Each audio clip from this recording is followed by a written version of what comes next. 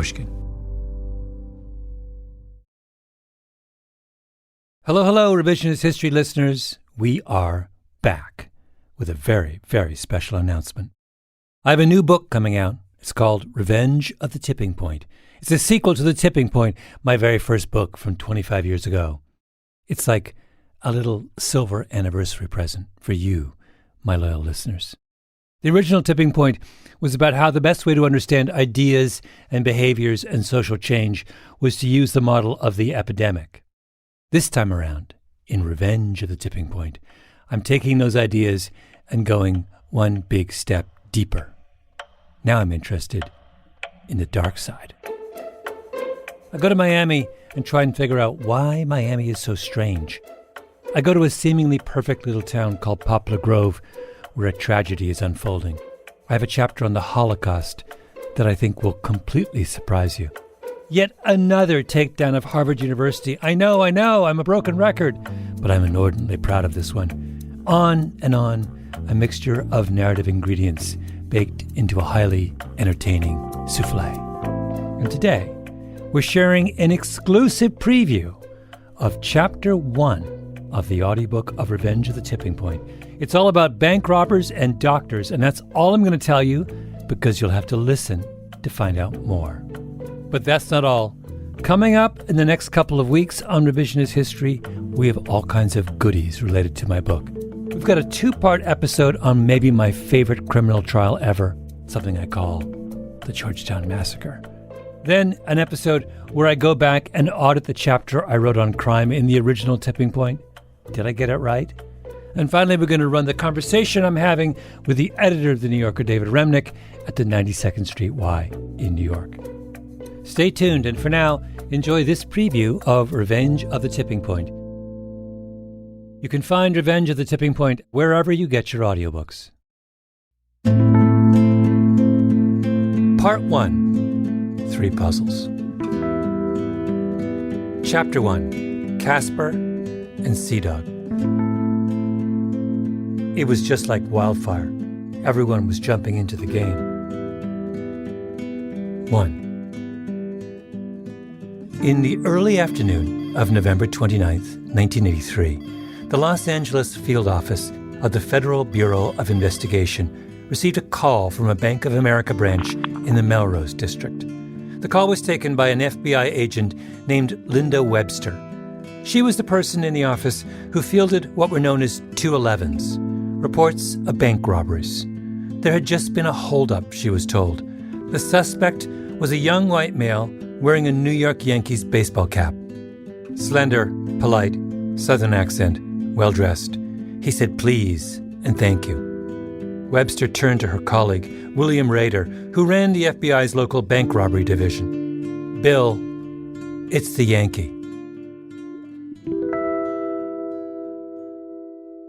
The Yankee Bandit had been active in Los Angeles since July of that year. He had hit one bank after another, slipping away each time with thousands of dollars in a leather suitcase. Rader was growing frustrated. Who was this man? All the Bureau had to go on was that telltale baseball cap, hence the nickname, the Yankee Bandit. Half an hour passed. Webster got another 211. This one was from a City National Bank 16 blocks west in the Fairfax district. They had been taken for $2,349. The caller gave Webster the details. She looked at Rader. Bill, it's the Yankee again.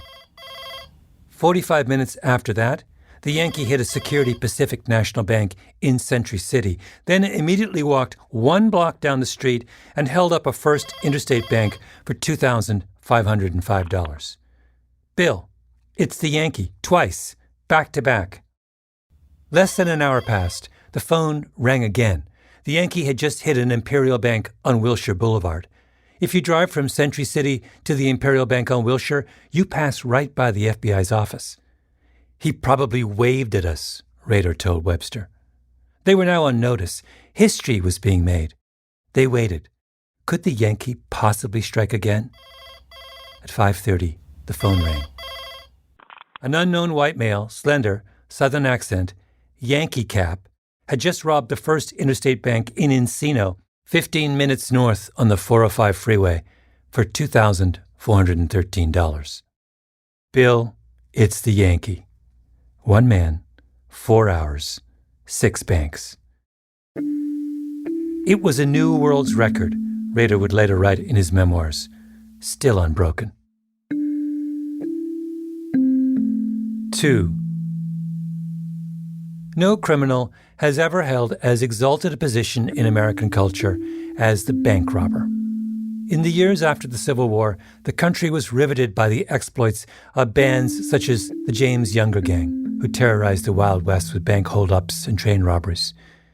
In the Depression, bank robbers became celebrities. Bonnie and Clyde, Pretty Boy Floyd, John Dillinger. Dillinger brought to Chicago, recaptured after he had escaped from Lima, Ohio. Desperate public enemy now rises to fame as an underworld hero. Here is Clyde Barrow and Bonnie Parker, who died as they lived, by the gun. But in the years after the Second World War, the crime seemed to be fading. In 1969, a total of 1,318 banks were robbed across the entire United States, a modest number given the size of the country. There was speculation that bank robberies were headed toward extinction. Few major crimes had higher arrest and conviction rates. Banks felt they had learned how to protect themselves. A definitive study of bank robbery was entitled Nothing to Lose, meaning that the act seemed so irrational that its perpetrators must have run out of other options. It seemed like the 20th century equivalent of cattle rustling. Who does that anymore? But then came an epidemic.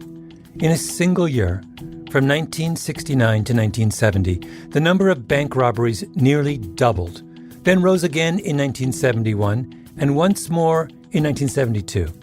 In 1974, 3,517 banks were robbed. 2 years later, the number was 4,565. By the beginning of the 1980s, there were 5 times more bank robberies than there had been at the end of the 1960s. It was a crime wave without precedent, and it was just getting started. In 1991, the FBI fielded a 211 call from a bank somewhere in the United States 9,388 times. And the center of this astonishing surge was the city of Los Angeles. The sprawling city that's home to Hollywood, movie capital of the world, is also the bank robbery capital of the world. A quarter of all bank robberies in the U.S. in those years happened in Los Angeles. There were years when the local FBI office handled as many as 2,600 bank robberies. So many robbers, robbing so many banks, that Rader and the Bureau were forced to give them nicknames to keep them straight. The man who disguised himself with surgical gauze became the Mummy Bandit. The man who wore a single glove became, naturally, the Michael Jackson Bandit. A 2-man team who wore fake mustaches were the Marx Brothers. A short, obese robber was Miss Piggy. A beautiful robber was the Miss America Bandit. A guy who waved a knife was the Benihana Bandit. On and on it went. There were robbers named after Johnny Cash and Robert De Niro. One group robbed in threes, one dressed as a biker, another as a cop, and the third as a construction worker. Do you need to ask what they were called? This was the 1980s. They were known as the Village People. It was just like wildfire, remembers Peter Houlihan, one of the unofficial historians of the LA bank robbery surge. Everybody was jumping into the game. 10 years into the surge, incredibly, things got much worse. The first generation of LA robbers were like the Yankee Bandit. They walked up to a teller and they had a gun, scooped up whatever cash was on hand, and fled. People called them, a bit dismissively, note passers. But then came a 2-man group called the West Hills Bandits. The West Hills Gang went back to the grand tradition of Jesse James and Bonnie and Clyde. They came in hot, in wigs and masks, waving assault weapons.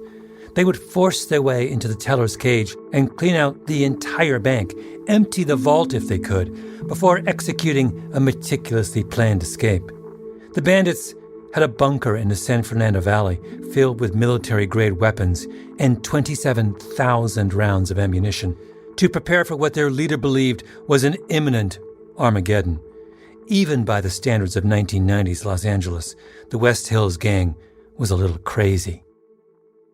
On their fifth robbery, the West Hills Gang broke into the vault of a Wells Fargo bank in Tarzana and made off with $437,000, more than $1 million in today's dollars. And then Wells Fargo made a crucial mistake. The bank told the press exactly how much the West Hills Gang had stolen. It was like putting a match to kindling. $437,000? Are you kidding me? One of the first to take notice was an enterprising 23-year-old named Robert Sheldon Brown. His street name was Casper. Casper did the math. I've robbed, I've done burglaries, I've done a little bit of everything, he would explain later, but the money couldn't compare to the bank's. You could go into a bank and in 2 minutes get what on the streets would take you 6 or 7 weeks to get. John Wiley, one of the prosecutors who eventually brought Casper to justice, remembers him as a standout. He said Casper was really ripped and really smart. Here he is. He figured out the problem with robbing banks is going into the bank. So he got somebody else to do that. You would think, how could you possibly get someone to rob a bank for you? And that was his particular talent, was recruiting people to rob banks for him. And he recruited an unbelievable number of folks. He was kind of a producer in Hollywood terms. Casper had a partner in crime, Donzel Thompson, also known as Sea-Dog. They would pick a bank they thought was ripe for a hit, then they'd find a getaway car, known in gang speak as the G-Ride. In the early 1990s, Los Angeles also experienced an astonishing surge in carjackings, which were treated in the press as another indication of the random mayhem sweeping the streets. But a good chunk of it was actually just Casper and Sea-Dog. They had a guy they paid to acquire their G-Rides. If you were doing as many bank robberies as Casper was, you needed a lot of cars. Then he would pick the crew. Prosecutor Wiley again. A lot of his robbers were just kids. I think he probably paid some of them nothing. He just coerced them into robbing. He was a big threatening guy. And, he was a member of the Rollin' 60s, which was a very notorious Crips gang. Wiley recalled a particular recruit who was very young, no more than 13 or 14. I remember he took the kid out of school and said, when can you rob this bank for me? And the guy said, during nutrition break. So during nutrition break, they picked him up and Brown and Thompson explained how to do it. You go in, scare everybody to death, get the money, get out.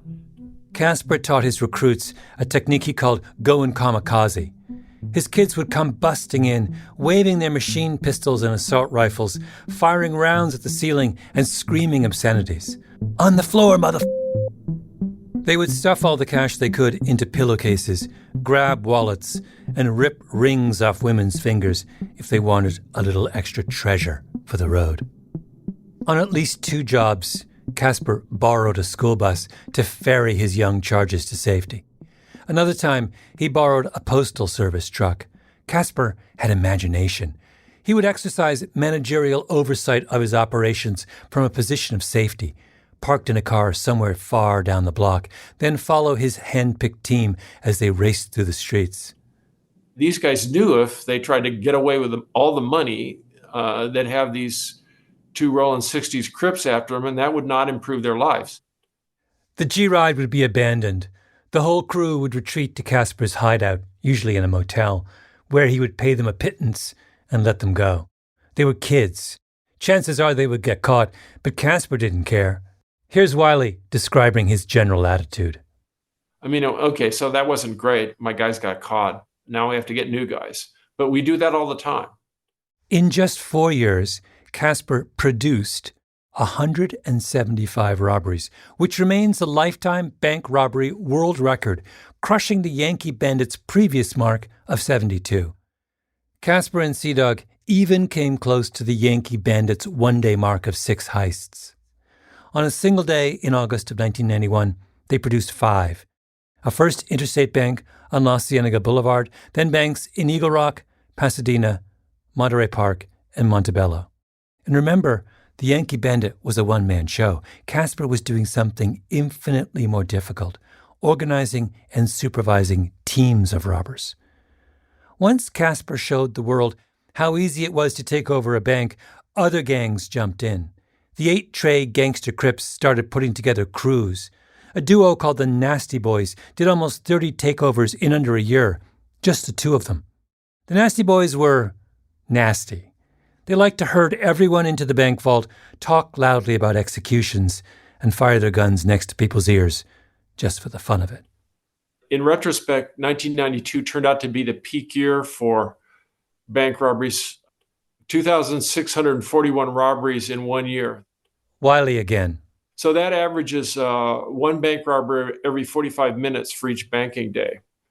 And the worst day was 28 bank robberies in 1 day. This drove the FBI completely crazy. I mean, they were completely exhausted. Robbing a bank takes minutes. Investigating a bank robbery takes hours. As the robberies piled up, the FBI would fall further and further behind. So if you're having 27 robberies a day, if one team is committing 5 robberies in 1 day, I mean, just think physically how you investigate that. These guys are driving all over town as fast as they can, robbing. So just keeping up with them in LA traffic is a problem. You get to the bank, and how many people have witnessed the robbery? Well, how many people were in the bank? 20 people? So you need to get witness statements from 20 witnesses. This is a big project. Then, just as you start, what happens? You're on the scene for 5 or 10 minutes, and there's another bank robbery emergency somewhere across town. The FBI was being run ragged. The city of Los Angeles was the bank robbery capital of the world. Wiley held up a chart of bank robberies in Los Angeles from the 1970s through the 1990s. There was no reason to think it would crest. If you look at the trend line, it just seems like it's heading for the moon. The FBI put 50 agents on the case. Over the course of many months, they gathered what they could from Casper and Sea-Dog's terrified recruits, sorted through the layers of deception the 2 used to hide their assets, and tracked them from one address to another across South Los Angeles.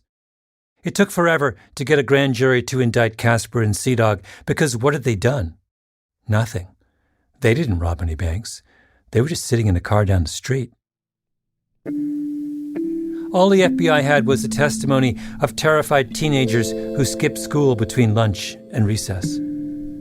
Finally, prosecutors thought they had enough evidence. They found Sea-Dog at his grandmother's house in Carson and arrested Casper as he stepped out of a cab. With the 2 of them behind bars, the bank robbery fever that had seized Los Angeles finally broke.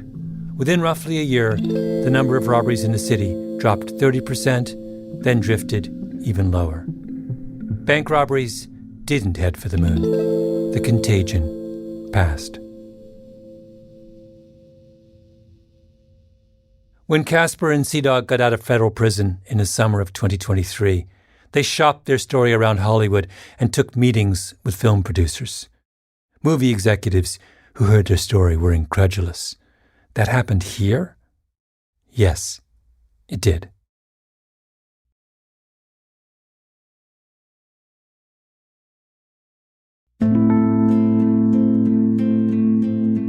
Three.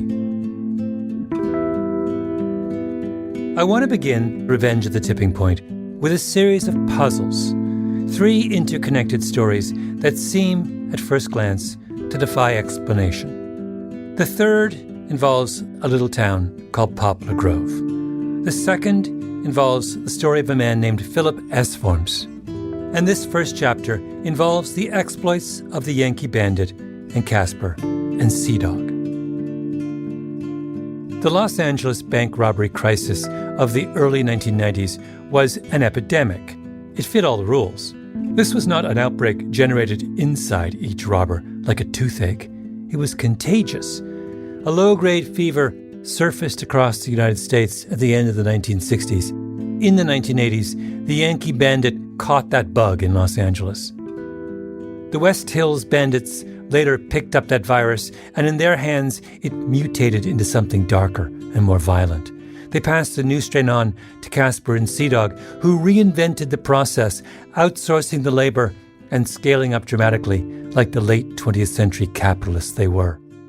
And from there, the infection went clear across the city, to the 8 Trey gangsters and the Nasty Boys, and on, sweeping up hundreds of young men, until by the time the bank takeover boom peaked in Los Angeles, the small-time note-passing of the Yankee Bandit era seemed like a dim memory.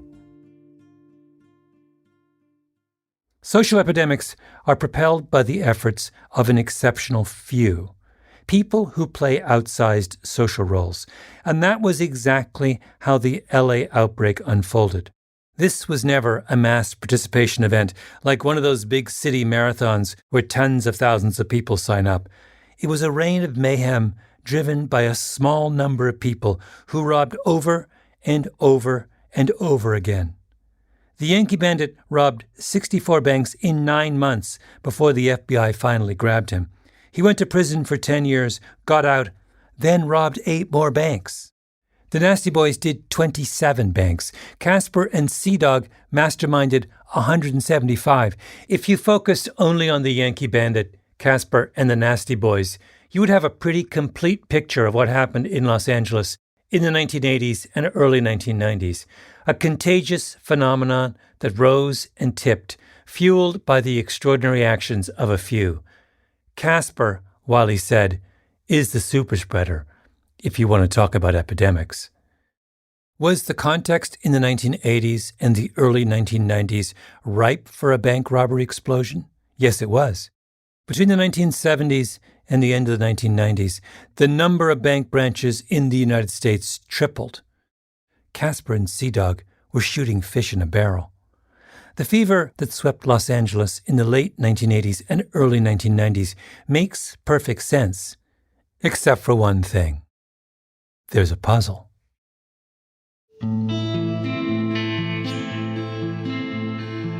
Four. In the early morning of March 9th, 1950, Willie Sutton rose and applied a heavy coat of makeup to his face. The previous evening, he had dyed his hair several shades lighter so that he was almost blonde. And now he wanted to pair that with an olive complexion. He applied mascara to his eyebrows to give them some substance. He stuffed bits of cork inside his nostrils to broaden his nose. Then he put on a gray suit tailored and padded in such a way as to alter his silhouette.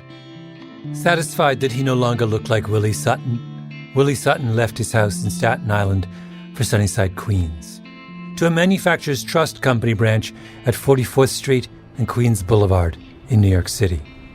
Sutton had spent the previous 3 weeks standing across the street every morning, learning the routines of the bank's employees.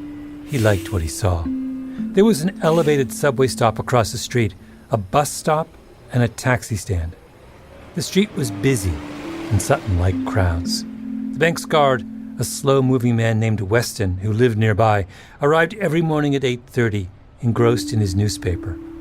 Between 8:30 and 9, he would let in the bank's other employees, culminating in the bank's manager, Mr. Hoffman, who arrived, like clockwork, at 9:01. The Manufacturers Trust opened to the public at 10 o'clock, much later than most bank branches. This, too, made Sutton happy. He regarded the time between the arrival of the first employee and the arrival of the first customer as his time, and his time, in this case, would be more than an hour.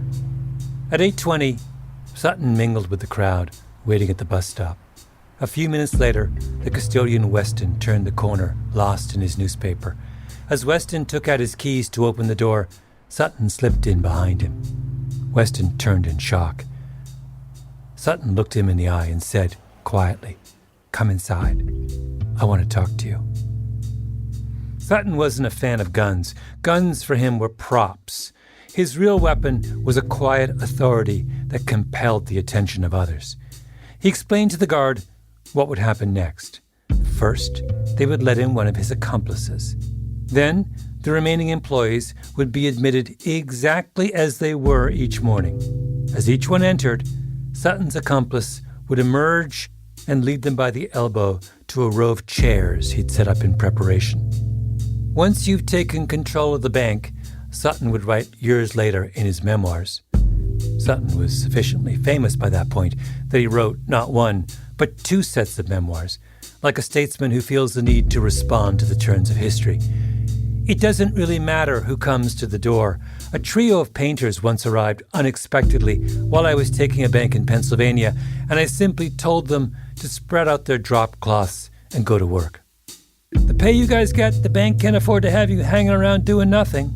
They're insured against bank robbers, but nobody would insure them against you robbers.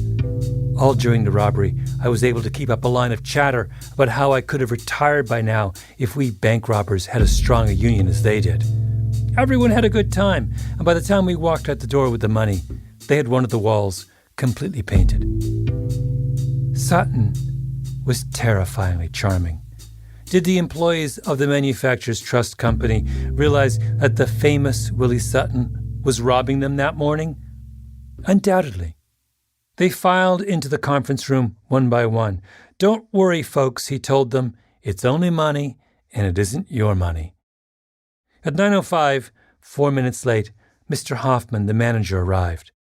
Sutton sat him down. "If you give me any trouble, I want you to know that some of these here employees of yours will be shot. I don't want you to have any false illusions about that. Now, perhaps you don't care about your own safety, but the health of these here employees of yours are your responsibility. If anything happens to them, the blame will be yours, not mine." It was a bluff, of course, but it worked every time. He scooped up the money from the vault, ambled out the door to a waiting getaway car, and vanished into the New York City traffic. Willie Sutton was the New York version of Casper, although that doesn't quite do Willie Sutton justice. Nobody knew much about Casper at the time he was orchestrating his bank robbery spree. Even his trial barely made a dent in the news. Not so Willie Sutton. Willie Sutton, whose capture ends a 5-year manhunt. Still carrying a big bankroll, the nation's most elusive bank robber is arrested in Brooklyn. America's most wanted criminal, his arrest brings promotion. Sutton was a celebrity. He dated starlets. He was a master of disguise. He made not one but 2 daring escapes from prison. He was once asked, "Why do you rob banks?" And he replied, "Because that's where the money is." Later he would deny having said that, but it didn't matter. To this day, his quip is known as Sutton's Law, and it's used to instruct medical students on the importance of considering the likeliest diagnosis first. Hollywood made a movie about his life. A writer turned his story into a biographical novel. In today's dollars, he claimed to have stolen more than $20 million over the course of his career. Casper wasn't even in the same tax bracket as Willie Sutton, assuming, of course, that they paid taxes, which neither of them did. The point is that if anyone were to start a bank robbery epidemic, you'd think it would be Willie Sutton.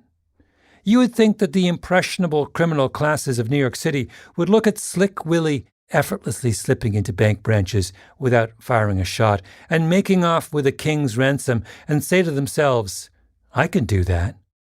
In epidemiology, there's a term called the index case, which refers to the person who kicks off an epidemic. We're going to talk about one of the most fascinating index cases in recent history later in this book. Willie Sutton should have been the index case, right? He turned the grubby job of holding up a bank into a work of art. But Willie Sutton did not start a bank robbery epidemic in New York City, not in the 1940s and 50s in his heyday, nor in the years afterward as he wrote one memoir after another. After talking his way out of prison in 1969, claiming ill health, he would live another 11 years, Sutton recreated himself as an expert on prison reform, giving lectures across the country. He consulted with banks on how to prevent bank robberies. He even did a TV commercial for a credit card company, pioneering a card with a photo on it. They call it the face card. You see, it has your face right on it. Now when I say I'm Willie Sutton, people believe me. Did that make the world want to be Willie Sutton? Apparently not. In the days of Casper, New York City suffered only a fraction of the bank robberies that Los Angeles did. An epidemic, by definition, is a contagious phenomenon that does not respect borders.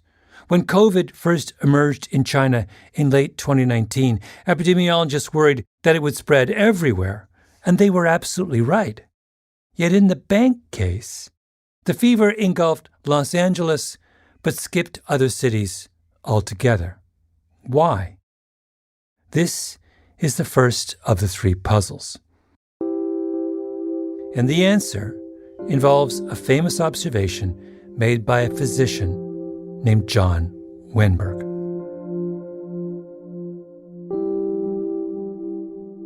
Five.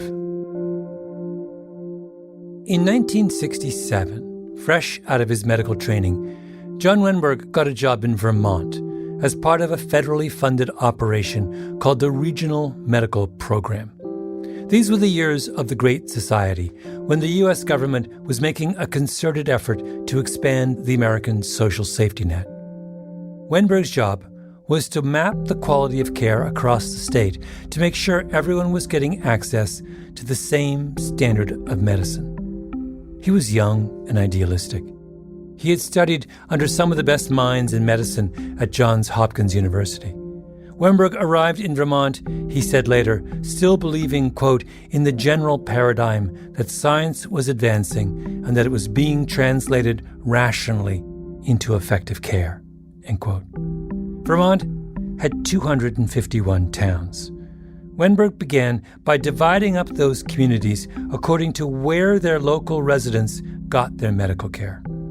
That left him with 13 hospital districts across the state.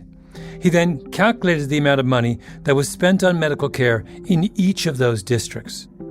Wenberg assumed that what he would see was that in some faraway corner of Vermont where there wasn't much money, spending would be low, and by the same logic, in wealthier communities such as Burlington, the biggest city in the state, home to the University of Vermont and Champlain College, where the hospitals were the newest and most sophisticated and the doctors more likely to have trained at prestigious medical schools, spending would be a bit higher. He was completely wrong. Yes, there were differences in spending from one hospital district to the next, but the differences weren't small.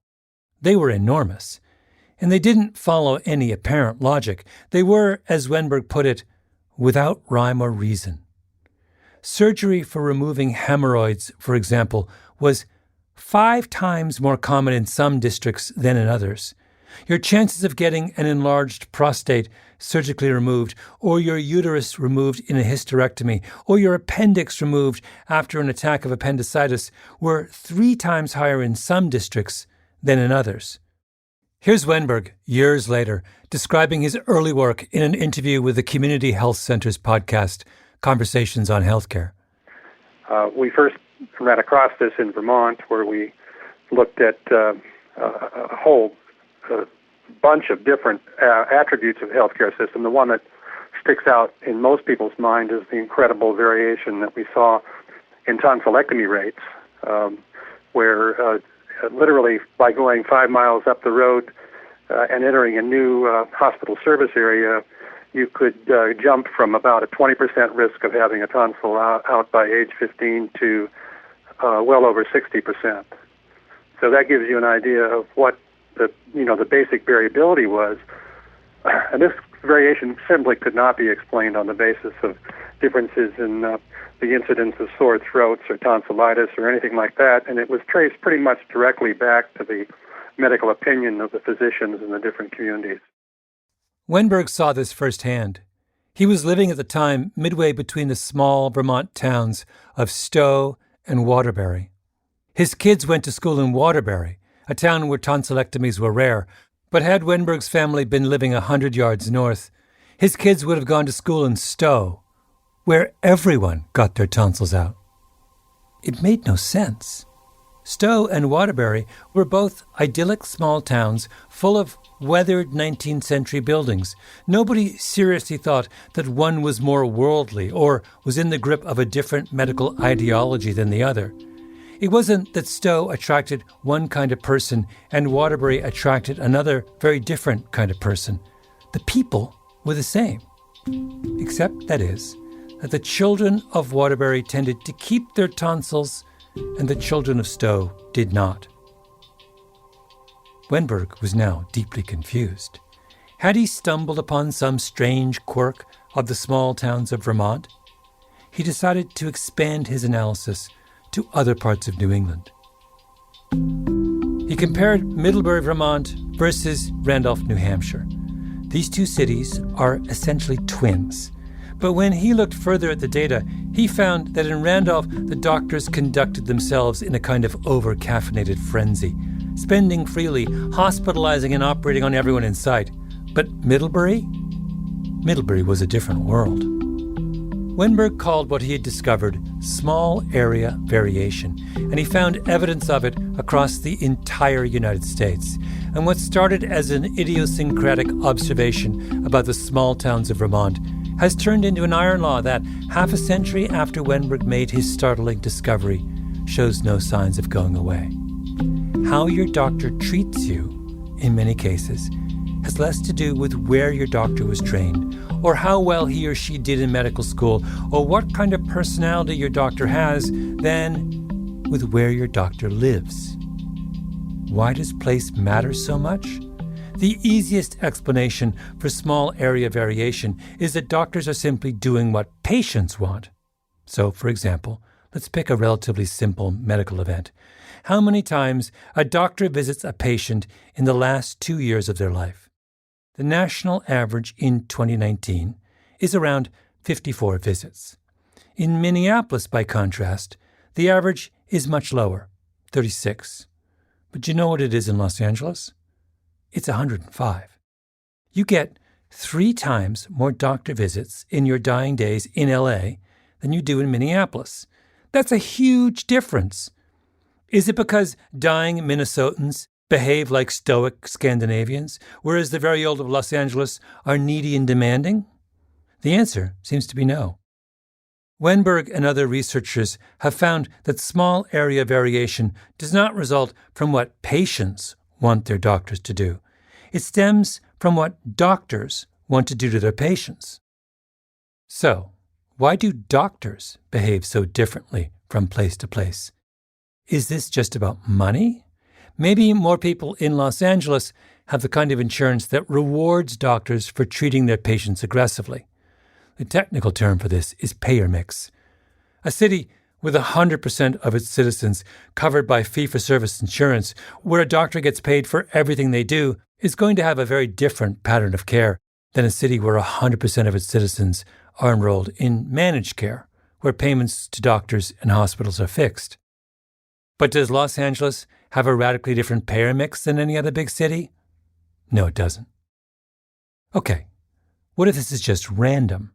After all, doctors are people, and people are all over the map in what they believe. Maybe Los Angeles is a place where, by chance, many aggressive doctors happen to practice, while Minneapolis is a place where, by chance, there are very few. No! Random would mean that aggressive doctors would be scattered across the country in patterns that ebb and flow with each passing year. Random would mean that every hospital would have a different combination of physicians representing a sampling of ideas about how to practice medicine. There would be a Dr. Smith who always took out tonsils, and a Dr. Jones who never did, and then a Dr. McDonald who was somewhere in between. But that's not what Wenberg identified years ago. What he found instead were medical clusters, where the doctors in one hospital district took on a common identity, as if they had all been infected by the same contagious idea. Jonathan Skinner, an economist at Dartmouth University, who's one of the heirs to Wenberg's work, said it's a birds of a feather flock together puzzle. Like, okay, doctors have different opinions. Like, people develop opinions about what works. But the question is, what is it about an area that causes some people to practice in one way on average something that's kind of in the water.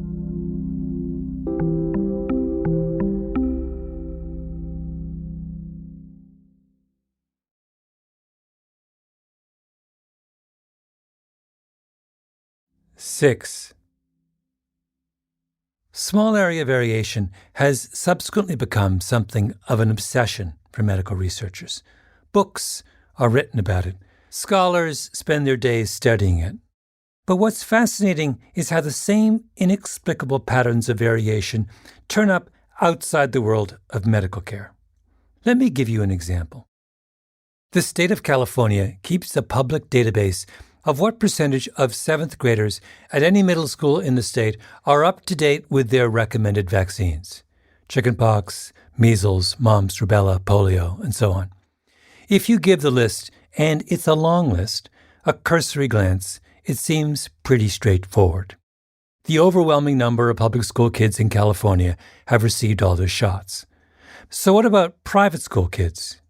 Private schools tend to be smaller and quirkier. Could there be more variation there? Let's take a look. Here are vaccination rates chosen at random from a selection of private elementary schools in Contra Costa County, east of San Francisco. St. John the Baptist, 100%. El Sobrante Christian School, 100%. Contra Costa Jewish Day School, 100%. The list goes on. There are a lot of private elementary schools in Contra Costa County, and the parents who live there seem pretty intent on protecting their children from infectious diseases. St. Perpetua, 100%. St. Catherine of Siena, 100%. But wait, there's one school that's very different. East Bay Waldorf, 42%. 42%? Is this a fluke? A chance deviation from a consistent pattern? Let's take a look at private schools in El Dorado County, just down the list alphabetically from Contra Costa. GHS Academy, 94%. Holy Trinity School, 100%. And then, wait for it, Cedar Springs Waldorf, 36%. Let's try Los Angeles. Most middle schools, like their counterparts around the state, are up in the 90s or at 100%. But once again, there is an exception, far on the west side of the city, in the exclusive neighborhood of Pacific Palisades. West Side Waldorf, 22%. If you've never heard of Waldorf schools, they're a movement started by the Austrian educator Rudolf Steiner in the early 20th century. Waldorf schools are small and expensive and focus on holistic learning, seeking to develop the creativity and imagination of their students. There are several thousand Waldorf schools around the world, mostly kindergartens and elementary schools, and about 24 in California. And almost without exception, the lowest vaccination rates in any California town that has a Waldorf school are at the Waldorf school. There are other schools with unvaccinated rates as high as Waldorf, but they're rare. Here is Sonoma County. St. Vincent de Paul Elementary School, 100%. Rincon Valley Christian, 100%.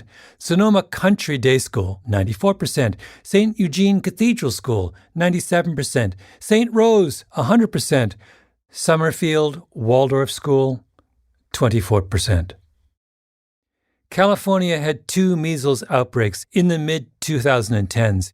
Right now, there are 9 confirmed cases of the measles, which are tied to Disneyland or Disney's California Adventure. As health officials try and contain the virus, parents are being urged to vaccinate their children. The outbreaks led many to say that California was suffering from a problem with vaccine skepticism. But that's wrong. Look again at those elementary schools with 100% vaccination rates. It's actually small pockets of people within the state, such as the parents who sent their kids to a very specific brand of elementary school, who have a vaccine problem. John Wenberg would recognize the pattern in an instant. Vaccine skepticism is small area variation. This is the first lesson of social epidemics. When we look at a contagious event, we assume that there is something fundamentally wild and unruly about the path it takes. But there is nothing wild and unruly about the LA bank robbery epidemic, or the patterns of medical practice in Waterbury versus Stowe, or the ideas of Waldorf parents. Whatever contagious belief unites the people in those instances has the discipline to stop at the borders of their community. There must be a set of rules buried somewhere below the surface. Which brings us to puzzle number 2.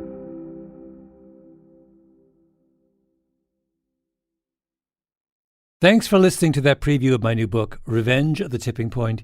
You can hear the rest on Audible, Apple Books, Barnes & Noble, Spotify, Pushkin.fm, or wherever you like to listen. Coming up next on Revisionist History, 2 narrative episodes about my favorite trial of all time, and a deep dive on broken windows, a theory that I helped popularize in the Tipping Point. Did I get it right? And what's changed 25 years later? And I would go around and I would talk to people in New York City, and liberal people, progressive people would say, oh, well, you know, we've had this miracle in New York. And some people would say, oh yeah, Malcolm Gladwell's idea, broken windows. Revisionist History is produced by Nina Bird Lawrence, Lucy Sullivan, and Ben Nadaf Haffrey. Our editor is Karen Shakurji, and our executive producer is Jacob Smith. Special thanks to Sarah Nix.